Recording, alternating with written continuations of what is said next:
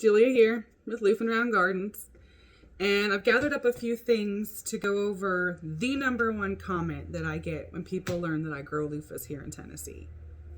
The #1 comment is, I thought that they grew in the ocean or the sea. You're not wrong.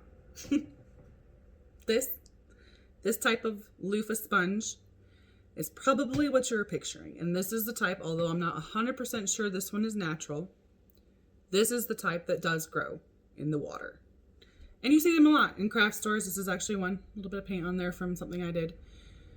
You see them a lot in craft stores. And you'll see them for some bathing uses and what have you. Not what I grow here. This is what I grow here. This is a loofah gourd scrub. It's a little more scratchy. They're both dry right now.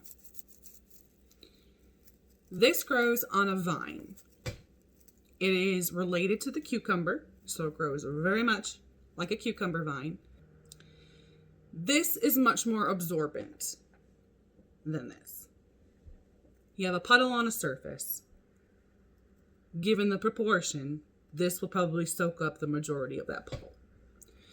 This will soak up as much as it needs to get all of those fibers nice and wet and softer still, but it won't go beyond that. It's going to leave the rest of that water or whatever it is on that surface.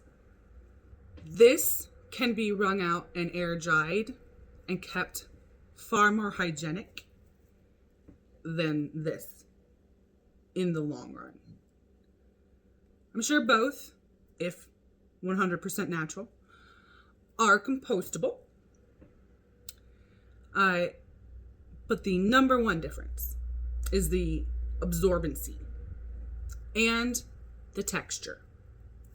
This will always be a soft exfoliant because it doesn't scratch glass, coated dishware, things like this. It doesn't scratch these things. But it is more scruffy than this guy here. I highly suggest it as a replacement for these guys.